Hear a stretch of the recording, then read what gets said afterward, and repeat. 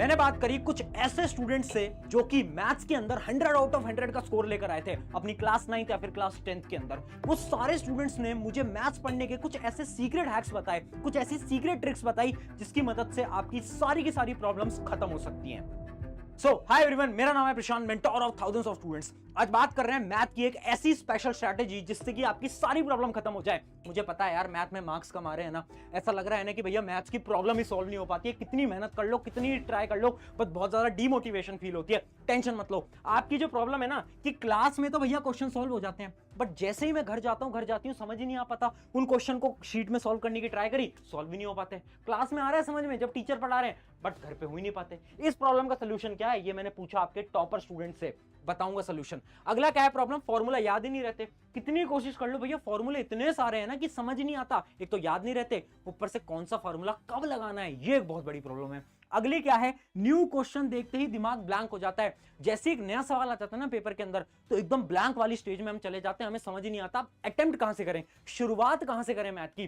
तो इन सारी समस्याओं का हल एक एक करके सिंपल स्टेप्स वाले प्रोसेस के अंदर मैं आपको दे देता हूं। बड़े इंपॉर्टेंट स्टेप्स हैं, ये सारे टॉपर ने फॉलो करा था, तुम भी करो, मैथ्स आराम से हो जाएगी। पहला स्टेप देखते हैं, रिसोर्सेज जान लेते हैं कि किन किन रिसोर्सेज से हमें पढ़ाई करनी है। क्योंकि देखो रिसोर्सेज बहुत इंपॉर्टेंट है। सब स्टूडेंट ने क्या बोला, ज्यादा रिसोर्सेज पे नहीं भागना है यार।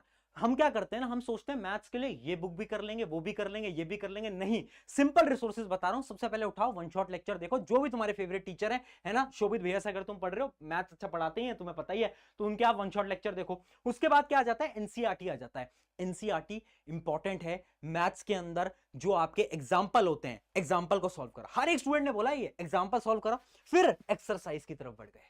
ये दोनों इंपॉर्टेंट है। इसके बाद प्रीवियस ईयर क्वेश्चन करना इंपॉर्टेंट है। प्रीवियस ईयर क्वेश्चन सबने करे थे, है ना। और कुछ कुछ ने ये भी बोला कि हमें ज्यादा समय मिल गया था तो हमने आरडी शर्मा भी कर ली। बट कुछ कुछ बच्चे जिनके 100 में से 100 आए, उन्होंने ये बोला ना हमने आरडी करी, ना हमने आरएस अग्रवाल करी, हमने केवल और केवल एनसीईआरटी और प्रीवियस ईयर क्वेश्चन करा। हमने इतना करा था, इसमें भी नंबर आ गए। यानी आरडी आरएस अग्रवाल करना उतना इंपॉर्टेंट नहीं है। अगर कर रहे हो कोई दिक्कत नहीं है, बट अगर नहीं भी कर रहे हो टेंशन की बात नहीं है। सिंपल रिसोर्सेज हैं, इतना काम करना है। अब बढ़ते हैं सेकंड स्टेप की तरफ। अगला आपका ये आ जाता है कि भैया जब भी कोई क्वेश्चन आता है ना, तो हम ब्लैंक हो जाते हैं, समझ नहीं आ पाता कि कैसे अटेम्प्ट करें, और क्वेश्चन हमसे सॉल्व नहीं हो पाता, पता नहीं होता क्या है। मैं आपको बताता हूं। देखो एक ना चीज को तुम आज ही अभी इस वीडियो के बाद ना फॉलो करना। इमेजिन करो एक क्वेश्चन है जो तुमसे नहीं सॉल्व हो पाया, उस क्वेश्चन को ना एनालाइज करना। कैसे एनालाइज करोगे समझना। तीन टाइप के क्वेश्चन हो सकते हैं। जब तुमसे कोई क्वेश्चन सॉल्व नहीं हो पाया ना, तो तीन कंडीशन बनेंगी। पहली कंडीशन क्या है, या तो तुमने उसके अंदर कैलकुलेशन मिस्टेक कर दी, है ना, छोटी मोटी तुमने कोई कैलकुलेशन मिस्टेक कर दी, या तो तुम्हारे लिए वो नया कॉन्सेप्ट था, यानी वो कॉन्सेप्ट तुमने पढ़ा ही नहीं था। कभी कभार ऐसा हो जाता है। या तो वो कॉन्सेप्ट तुमने पढ़ा था बट तुम्हें क्लिक नहीं हो पाया उस समय पर कि कैसे होगा, है ना। पहले ढूंढो प्रॉब्लम क्या है, तुम्हें समस्या कहां पर आती है। अगर कैलकुलेशन में दिक्कत आ रही है ना, एक सिंपल सा सॉल्यूशन बताता हूं। बार बार अपने क्वेश्चंस को पूरा सॉल्व करना स्टार्ट कर दो। मैं इतने स्टूडेंट से मिलता हूं, वो मैथ पता है कैसे पढ़ते हैं, रजिस्टर उठाया, क्वेश्चन लिखा, फॉर्मूला लिखा, सोचा कि ठीक है सॉल्व तो हो ही जाएगा, सॉल्व तो हो ही जाएगा, इतना ही तो आसान होता है। कैलकुलेशन पूरी करते ही नहीं है। तो अगर तुम सिली मिस्टेक कर रहे हो, कैलकुलेशन में गलती कर रहे हो, अपने क्वेश्चंस को पूरा सॉल्व करना स्टार्ट करो, ऑटोमेटिकली थोड़े ही समय में आपकी कैलकुलेशन स्ट्रांग हो जाएगी।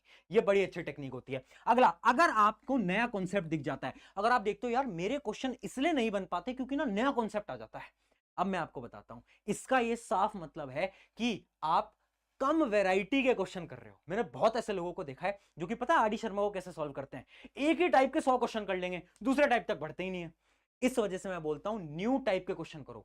सेम टाइप का, मान लो एक फॉर्मूला है, उस फॉर्मूले पे आपको ज्यादा से ज्यादा 5 से 10 सवाल करने होते हैं। 5 से 10 सवाल आपने एक फॉर्मूले पे करे ना, वो इनफ है। उसके बाद अगले कॉन्सेप्ट पे बढ़ जाओ। हम क्या करते हैं ना, हमें कॉन्सेप्ट समझ आ जाता है, हम चाहते हैं उसी में 50 सवाल कर ले सेम टाइप के, कोई फायदा नहीं है, कोई फायदा नहीं है। तो अगर आपको नए कॉन्सेप्ट एग्जाम में मिल रहे हैं, आपके टेस्ट में मिल रहे हैं, यानी तुम क्या कर रहे हो, एक ही टाइप के क्वेश्चंस को लगा रहे हो, तो ज्यादा टाइप के क्वेश्चंस को प्रैक्टिस करना आज से ही स्टार्ट कर देना। एक सबसे बड़ी प्रॉब्लम, क्लिक नहीं हो पाया। ये भी होता है कि भैया क्वेश्चन मुझसे इसलिए सॉल्व नहीं हो पाया ना क्योंकि उस समय पर मुझे वो क्लिक नहीं हो पाया था कि स्टार्टिंग कहां से करनी है। मैं बताऊं ये क्यों होता है। ये इसलिए होता है क्योंकि आपकी जो तैयारी है ना, वो उतनी स्ट्रांग नहीं है।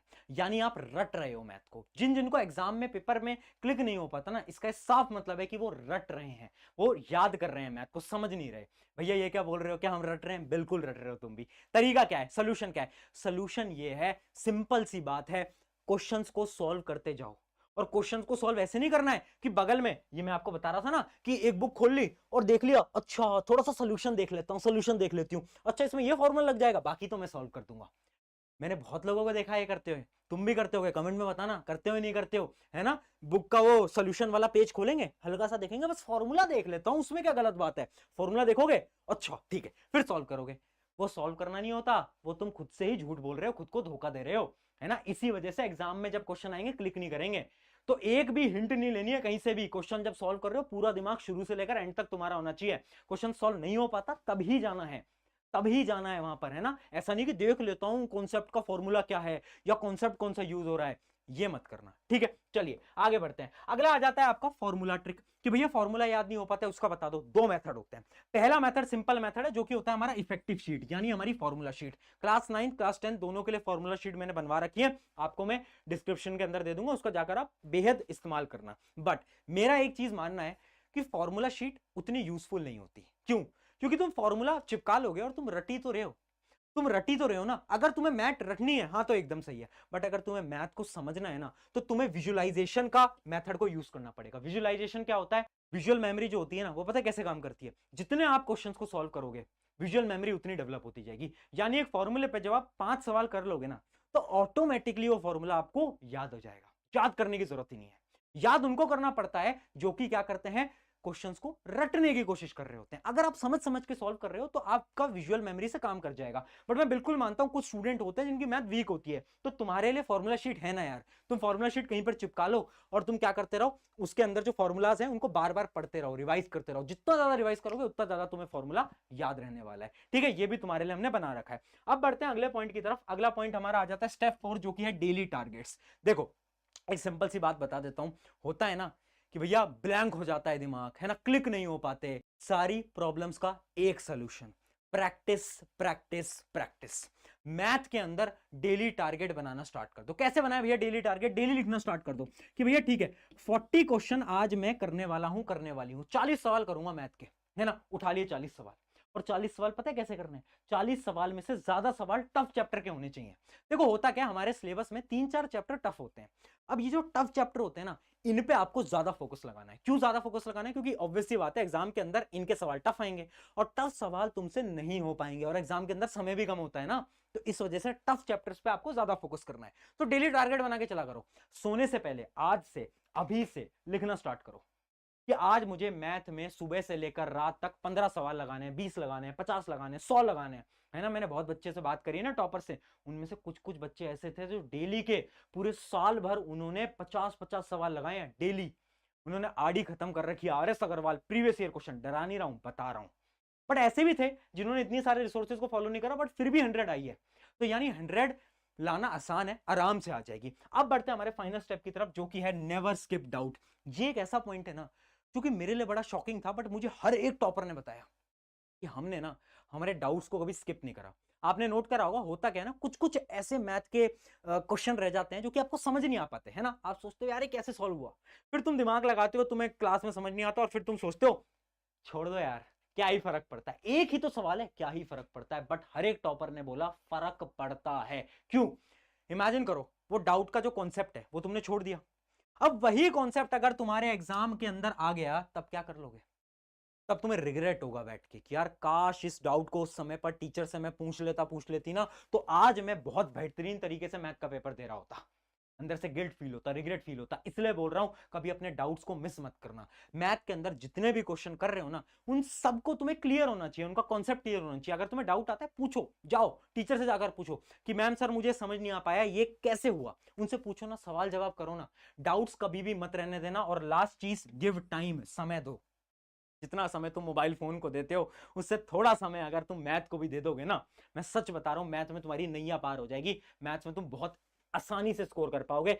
एक फैक्ट तुम्हें मैं बताता हूं, क्लास 9 क्लास 10 दोनों के अंदर सबसे ज्यादा 100% जिस सब्जेक्ट में आता है ना, उस सब्जेक्ट का नाम है मैथ्स। यानी मैथ्स के अंदर 100% ज्यादा बच्चों की आती है। साइंस SST में नंबर कट जाते हैं बट मैथ्स में नहीं कटते। यानी मैथ्स तुम्हारे लिए सबसे ज्यादा स्कोरिंग होने वाला है, ठीक है। ऑन दिस नोट जाओ पढ़ाई करो, मैथ्स को भी फोड़ो। SST की स्ट्रैटेजी हो गई, साइंस की होगी, आज मैथ की भी हो गई। अब तीनों सब्जेक्ट में मचा दो। Take care. मेरा नाम है प्रशांत।